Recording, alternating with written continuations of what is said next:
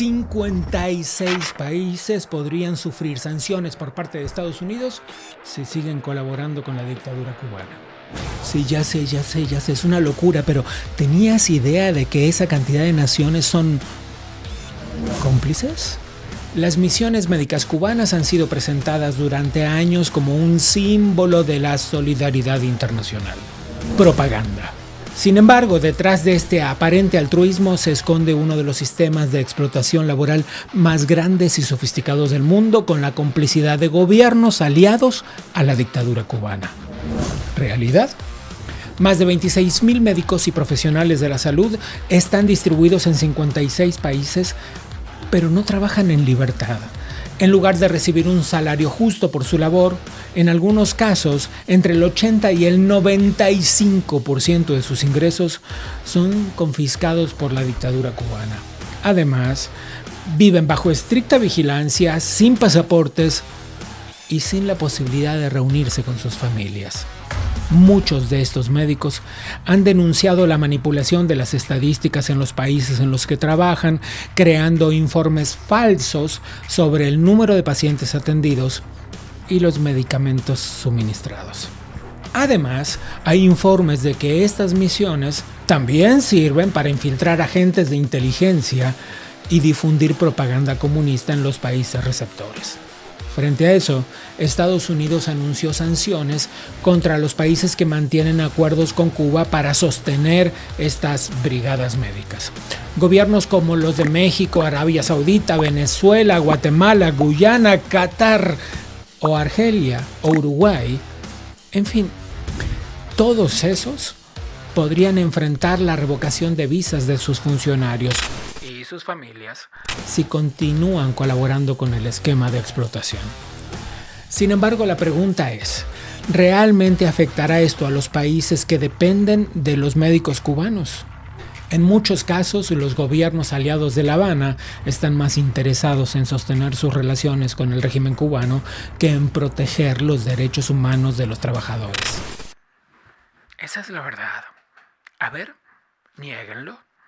Y además, muy a menudo, pagan por esas misiones médicas cubanas mucho más de lo que le pagan a los profesionales locales. La realidad es que las misiones médicas cubanas no son un acto de generosidad, sino un negocio multimillonario basado en la esclavitud moderna. Un negocio que, además de financiar el régimen por varios miles de millones de dólares cada año, sirve para infiltrar ideologías, vigilar a los propios médicos y sostener la maquinaria del control del Estado cubano. Aquí seguimos exponiendo estas redes de esclavitud y corrupción disfrazadas de cooperación médica. ¿Hasta cuándo seguirán los gobiernos del mundo financiando la dictadura cubana?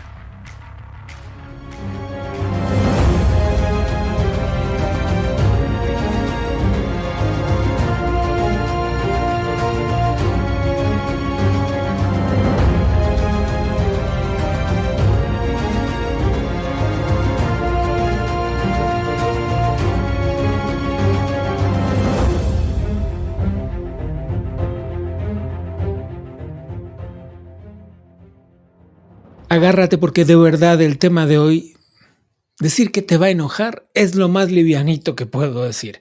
Pero además de eso es sumamente interesante porque es muy probable que tu país esté involucrado. Antes de comenzar, dale click a la campanita, suscríbete al canal y déjanos un comentario. ¿Sabías que las misiones médicas cubanas existen y que son un sistema de explotación y que probablemente otra vez tu gobierno sea cómplice? Vamos a hablar de eso. Vamos a hablar con la doctora María Huerlao, la fundadora de Archivo Cuba. María, tengo muchísimas preguntas para hacerte, entre otras porque hay tantos países involucrados en estas posibles sanciones y ¿qué tan grande va a ser esto? ¿Qué tan efectivo va a ser esto? ¿Cuán efectivo está por verse? Sí puede afectar a los 56 países que oficialmente tienen misiones tradicionales, que son de gobierno a gobierno, que dan los servicios en el país receptor de gratis, pagado por el sistema de salud privada del país receptor. Sin embargo, hay brigadas médicas cubanas en países, en clínicas privadas, donde esto no se anuncia mucho, donde cobran a los pacientes, pero los trabajadores cubanos están bajo el esquema de trata, o sea que potencialmente podrían ser más países. Déjame, a ver, aterrizar un poco esto. O sea que si alguien en una clínica privada, el dueño de una clínica privada en Brasil decide contratar a médicos cubanos bajo el sistema de explotación que sabemos que es el sistema de las misiones médicas, ya lo hemos explicado muchas veces aquí, pero ¿podría recibir sanciones como la revocación de su visa para entrar a Estados Unidos? Así es, lo que pasa es que hay muy poca información sólida, esto es muy difícil de escarbar. Por ejemplo, te doy el ejemplo en Timor-Leste, hay una brigada cubana de trabajadores contratados privadamente en un hospital que parece ser propiedad del hijo del presidente. Esto es un gobierno autocrático con poca transparencia, etcétera. Y entonces en el Congo también hay este tipo de esquema. Entonces no se sabe si es que están en sociedad con el Estado cubano o con una empresa del Estado cubano o con un jerarca del Estado cubano, pero lo importante es que los trabajadores que están allí están bajo la misma confiscación de salario y regulación, sin sus pasaportes, sin poder traer la familia, sometidos a reglas arbitrarias, en pobres condiciones de vida, etcétera. Entonces, la pregunta es, ¿cuán efectivas pueden ser las restricciones? Eso depende de cuánto le importe a los funcionarios del país receptor. Por ejemplo, pregunta en México, el ministro de Salud de un país como México, como Argelia, como Angola, que son aliados muy fuertes de Cuba, ¿cuánto le puede importar esto? Probablemente no mucho, porque Claro. ya están aliados con Cuba y todo el mundo lo sabe. Sin embargo, Permíteme poner en pantalla mientras hablamos tú y yo algunas de las cifras. En Arabia Saudita 750 médicos, en Argelia 890, en Angola 1243. Pero hay otros países, como mencionabas recién, que tienen 3101 médicos, o Qatar 1232. Son cifras realmente muy grandes. Y si nos vamos hasta el final de la página que tú compartiste con nosotros, María, Venezuela tiene la escandalosa cifra de 14,000 médicos, lo que suma un total de casi 26,100 profesionales de la salud de distintas áreas. Y una vez más es preciso decirlo, como lo hemos dicho muchas veces tú y yo que hablamos de esto, si no estamos poniendo en tela de juicio el profesionalismo de quienes trabajan en ella, sino el sistema de explotación al que están sometidos, ¿no? así es, quiero aclarar, esa tabla incluye otros profesionales de la salud, incluso a veces incluye, como en la brigada de Guatemala, cocineros y choferes que mandan como parte Al de la servicio de la salud, claro. cobran como si fueran médicos todos, por lo general cobran el mismo salario todos, o a Cuba le pagan. Y es un estimado que ha hecho Archivo Cuba porque nosotros estamos analizando constantemente los distintos países. Hay 56 brigadas oficialmente según Cuba y ellos no dan las estadísticas. Los datos a veces lo da el Grama, o sea que es el medio oficial del Partido Comunista Cubano, hay medios de los países receptores, salen por ahí, pero desde el 2008 Cuba no publica una tabla oficial con el número de colaboradores. Yo solo quiero poner sobre la mesa una especulación sumamente imprecisa, como toda especulación, digamos, pero imaginemos, si al menos 10 funcionarios de cada país estuvieran enterados, relacionados a la contratación de estas brigadas médicas, en 56 países, imagínate esto, el volumen de revocación de visas de funcionarios que significaría. Ni hablar si nos vamos hasta lo que tú estás comentando, las contrataciones privadas como parte de una simulación. Sí, funcionarios y sus Bueno, familias inmediatas. entonces lo podemos multiplicar por 5, ¿te gusta? Entonces, Aunque se tomen solamente los ministros de salud, esto puede incluir a mucha gente y por ahí, o sea, en adición, ¿no? El asunto es cuán efectivo puede ser, está por verse, porque, por ejemplo, hay pequeñas islas del Caribe o países en África que son pocos los médicos y que en muchos casos lo que están haciéndoles un favor al Estado cubano porque tienen agentes y socios y amigos dentro de los ministerios de salud que le pagan más a los, por médico que costaría tener un médico local bien contratado.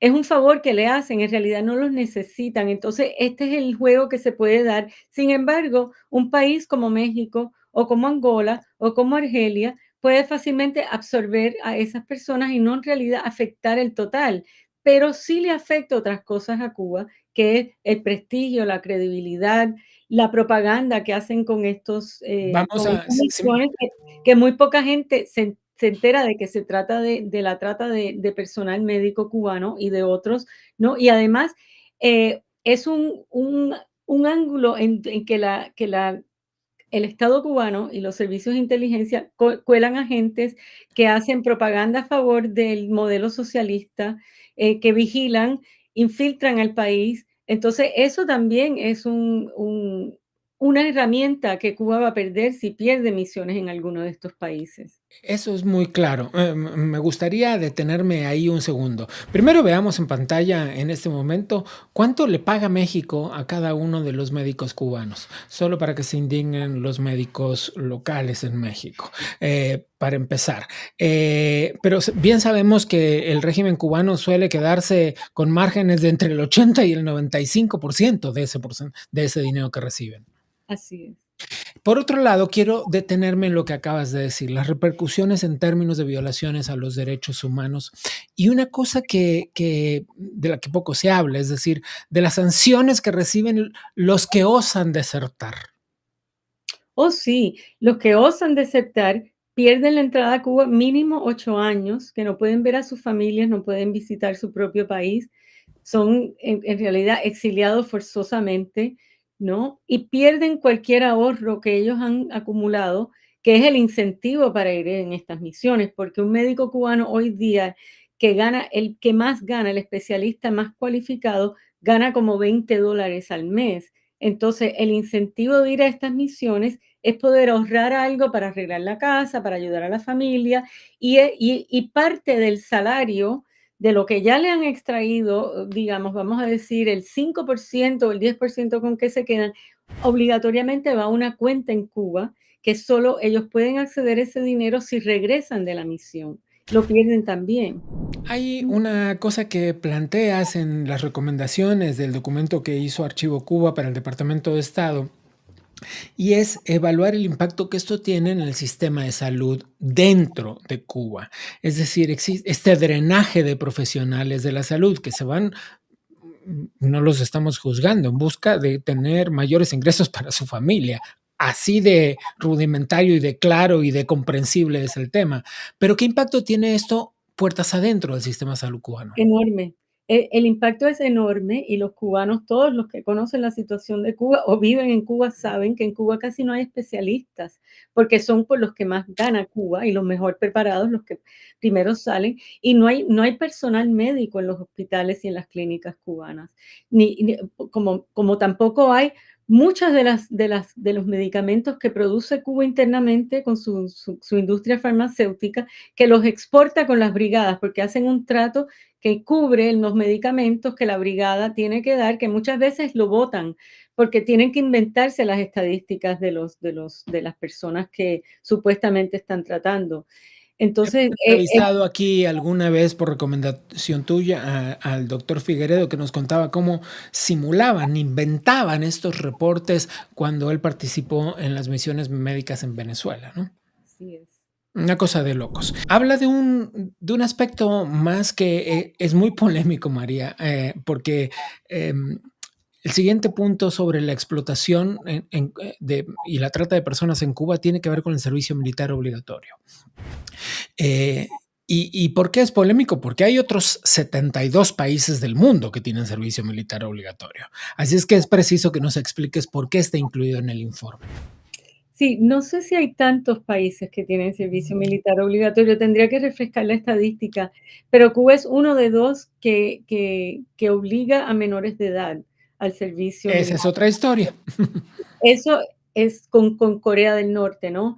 Pero aparte de eso, el servicio militar en Cuba, que hoy día es de por 2 años, antes era 3, ha sido una tragedia de décadas, de abusos, de malnutrición, los ponen a trabajar. En realidad es trabajo forzoso, es como una industria de explotación donde los reclutas están mal alimentados, tienen que hasta donar sangre forzosamente para la industria farmacéutica, malnutridos, abusados, y es una fuerza laboral en realidad. Entonces, muchos de estos jóvenes que los mandan lejos de sus casas, muy jovencitos, con poca preparación, con poco material, equipo de protección para hacer trabajos difíciles y peligrosos, mueren en accidentes o tienen lesiones muy graves. Muchos se suicidan porque no lo aguantan. Otros se autolesionan de una manera pero terrible para poder escapar del sistema obligatorio. Es una gran tragedia. Nosotros tenemos un informe en el sitio de Archivo Cuba donde lo documentamos, ¿no? Y documentamos en la base de datos de muertes y desapariciones el número de reclutas que están muriendo, por lo menos que se reportan, porque Cuba no los Por reporta, ¿no? supuesto. En accidentes o por suicidio o por hasta por desnutrición, porque no le tratan infecciones menores con medicamentos. Es una cosa muy terrible. María, como siempre se nos fue el tiempo volando y te robo la promesa de que regreses con nosotros lo antes posible, pero ha sido muy valioso que hayas podido explicarnos primero el rol que ha tenido Archivo Cuba en la documentación a lo largo de los años de todos estos casos, pero además el valor que ha tenido esto a la hora de conformar los informes entregados al Departamento de Estado y las consecuencias que finalmente esto parece tener. Gracias a ustedes. Un abrazo.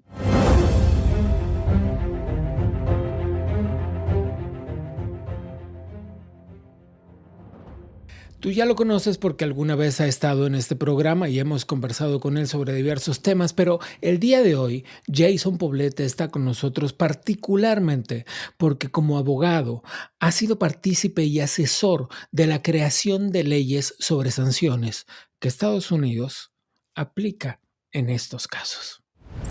Jason, gracias una vez más por conversar con nosotros. Gracias, ahí estamos. El gobierno de Donald Trump acaba de emprender una serie de acciones, de sanciones sobre la casi septuagenaria dictadura cubana. La pregunta concreta es, ¿cuáles de estas sanciones son una prerrogativa del presidente como orden ejecutiva o como decreto? ¿Y cuáles de ellas sí deberían pasar por el Congreso de la Nación? Bueno, la gran mayoría de las leyes, especialmente con referencia a Cuba, están basadas en una ley bastante antigua, la ley de comercio con el enemigo, ¿no? The Trading with the Enemy Act, una ley del principio del siglo XX. Y en respecto a leyes de sanciones, como ustedes saben, son herramientas políticas del Ejecutivo. Técnicamente, y podemos profundizar un poco por qué digo eso, debe existir un embargo total contra Cuba, desde el punto de vista jurídico, como existe bajo esa ley.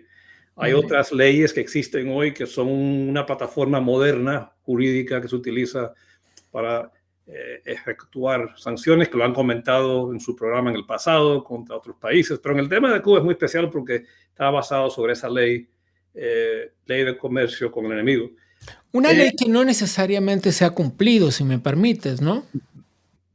En mi opinión, ninguna de los reglamentos que existen vamos a decir, en el tiempo moderno, vamos a usar desde el punto que cayó el muro de Berlín, en mi opinión, no hemos cumplido con la ley como el Congreso, y esta ley en particular que yo le menciono debe ser ejecutada.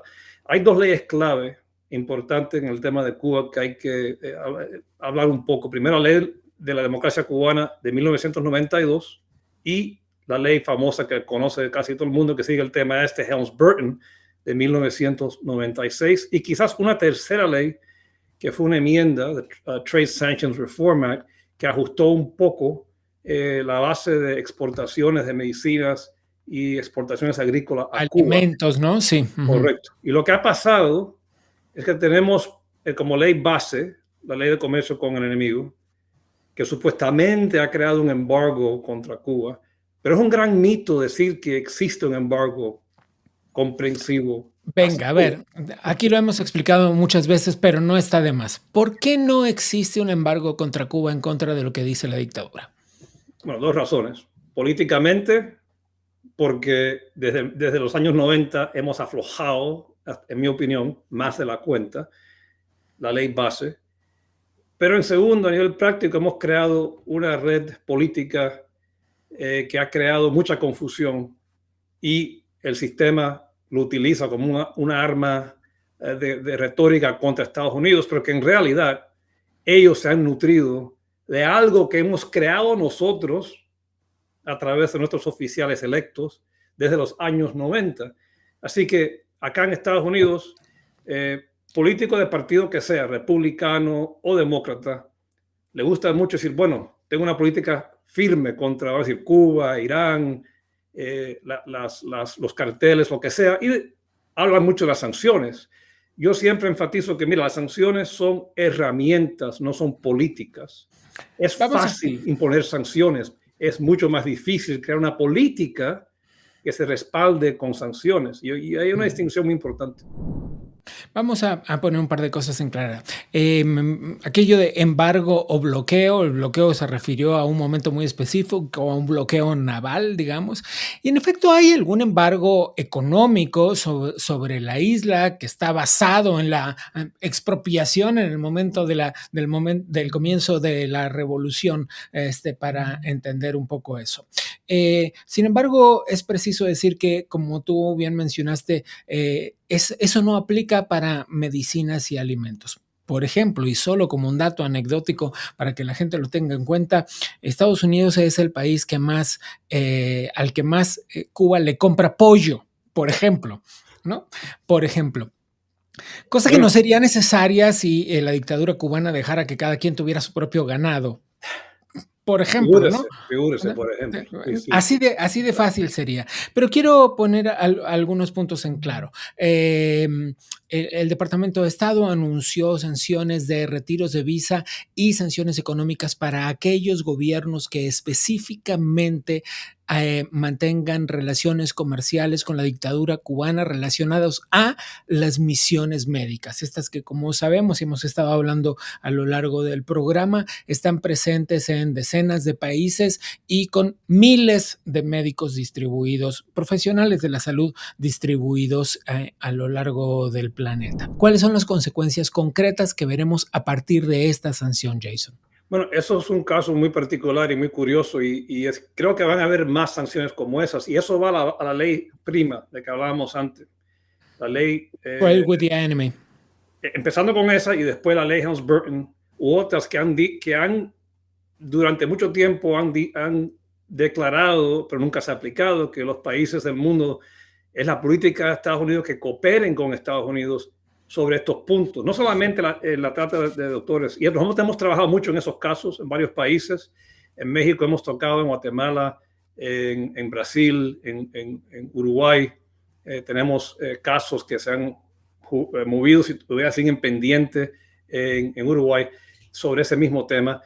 Pero lo curioso es esto, que la sanción no solamente va a impactar a las misiones médicas, sino a todo que ayude o le venda a las misiones médicas. Así que una compañía, en mi opinión, busquen un abogado que los ayude en esto, pero bueno, en mi opinión...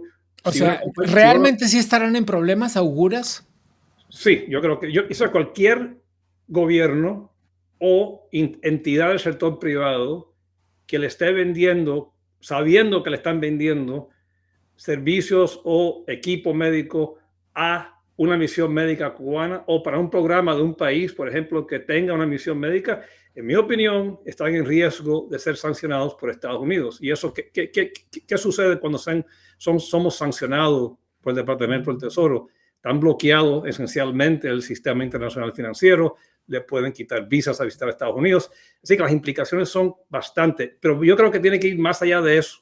Y la administración Trump está estudiando otros sectores, no solamente las misiones médicas, para imponer sanciones. ¿Cuáles sectores?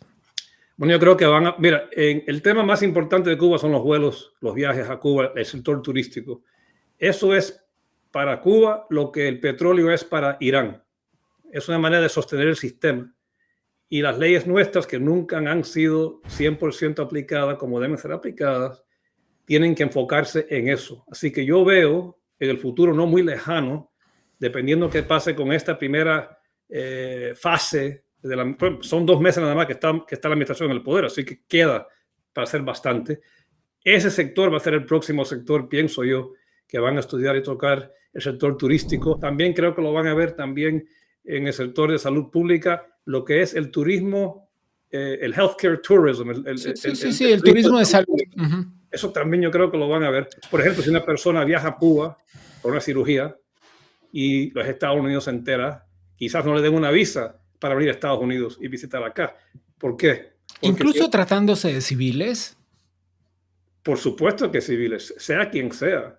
Nunca se ha aplicado de esa manera, pero yo creo que hay bastante que el presidente pueda hacer, no solamente por la ley que ya existe, sino el poder que él tiene como presidente de proteger este país. Si la política de Estados Unidos es una transición pacífica a otra cosa en Cuba que no sea la dictadura, él tiene bastante campo legal y constitucional de bloquear a quien sea al mercado norteamericano. Hay un punto más que cuando mencionaste sobre todo esta participación que tuviste, recordémosle a la gente de tu participación en la creación de leyes relacionadas a las sanciones. Mencionaste algunos casos, el caso de Uruguay, y mencionaste el caso de Brasil. El caso de Brasil merece ser rescatado y es la última pregunta que te hago. ¿Por qué? Porque aquí estaba involucrada la Organización Panamericana de la Salud. Y entonces esto replantea o debería replantear la relación de Estados Unidos con la Organización Panamericana de la Salud, que recordemos fue multada internacionalmente, quien se llevaba un porcentaje de la facturación, por así decirlo, y que pues era prácticamente cómplice de este sistema de esclavitud moderna. Ahí usted lo dijo, cómplice, y esa ha sido nuestra postura desde hace mucho tiempo. Los casos en Brasil, porque hay muchos casos en Brasil. Muchos, sí. Y eso se montó de una manera muy curiosa. Nosotros y otros grupos se enfocaron no en atacar Cuba, sino en enfocarnos en qué hacía Brasil, Pajo y todos esos grupos para facilitar esa relación. Y el enfoque fue eso. Y eso fue lo que se hizo en otros países. Ya sabemos que Cuba hace lo que hace. Está bien. Pero cuando uno vive una democracia en un país responsable como es Brasil, Argentina, México, si hay contratación pública, dineros del contribuyente a esos programas, eso hay que darle más escrutinio. Te voy a decir, en este momento prácticamente no existen personal médico en Brasil. Prácticamente no existen. Y eso está dado precisamente por las sanciones de las que tú hablas. Estaba buscando el archivo y eso era lo que miraba fuera de cámara mientras hablaba contigo. En este momento no hay personal médico en Brasil, al menos oficialmente, personal médico cubano en Brasil. Verificado no sabemos por seguro, pero sí hay muchos profesionales que esencialmente están en un limbo legal y eso hay que corregirlo. Eso no solamente pasa en Brasil, pasa en muchos otros países. Lo esencial es que el sistema interamericano, sea la organización que sea, no debe estar facilitando este negocio que tiene el sistema, sino desvincularnos y enfocarnos en ayudar a esas personas que se desvinculen de eso y que estos países en las Américas no contribuyen ni un centavo del contribuyente de su país a un programa que no respeta la ley fundamental de un individuo, ejercer su profesión como él o ella quiera. Y eso es lo esencial de todo esto. Eso es algo que la gente no nos cree, pero bueno, pueden hablar con muchos médicos que se lo dirán en públicamente o en privado y van a hablar con unos expertos también que le va a tocar el tema. Está pasando, sigue pasando y le pedimos a todo el sistema interamericano, a los países responsables que por favor que se desvinculen de ese programa del sistema cubano, por ahora. Así es Jason Poblete, abogado, es un influencer republicano, pero además es un especialista que ha colaborado con el Congreso de Estados Unidos en la creación de leyes sobre sanciones. Gracias. Gracias.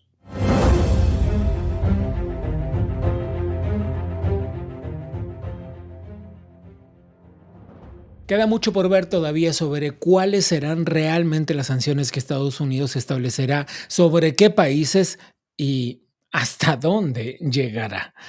Por eso, estate atento porque seguiremos contándote de este asunto. Vamos a dar una vuelta para ver qué está pasando puertas adentro del Adam Smith Center for Economic Freedom.